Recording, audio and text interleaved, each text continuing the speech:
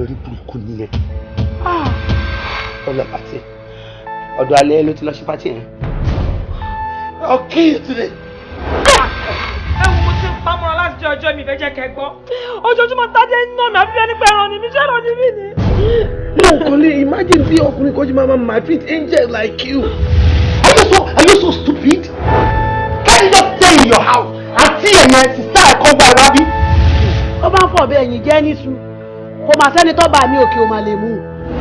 I saw you, mo rí ẹ. Nígbà tí wà tọkùnrin kan tẹ́ ìtẹnubọra yín lẹ́nu, mo rí ẹ náà. Ṣé mo jọ dẹ̀ ni? Kí lọmọ yẹn tún ṣe fún? Bọ̀bọ̀ yẹn ò lè change. Ìwọ́jà lọ, àwọn tó ń bèrè mi dàjàre. Ṣé lẹ́sẹ̀sì lọ ni? Ẹ má bínú tí ẹ bá tẹ̀ fẹ́ wá lo ọgbà wa tẹ́ fẹ́ fi ṣiṣẹ́ àwọn eléré orí ìtàgé. Ẹ bá ti sọ fẹ́ mi nígbà tí láti sọ́jà ẹ lọ gbà lọ́dọ̀ ìyá gosport ni. Àbẹ́rẹ́ tí mo fẹ́ ṣe wá rí bó ṣe risk life mi ní express bẹ́ẹ̀ ni mo ṣe máa risk life ẹ̀ nínú ọgbà yìí. Ọ̀gá ọ̀nà ni you are in it.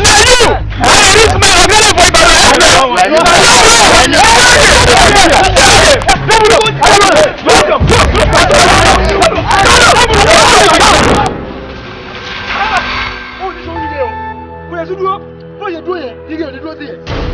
ìròyìn ayọ̀ ti dé o.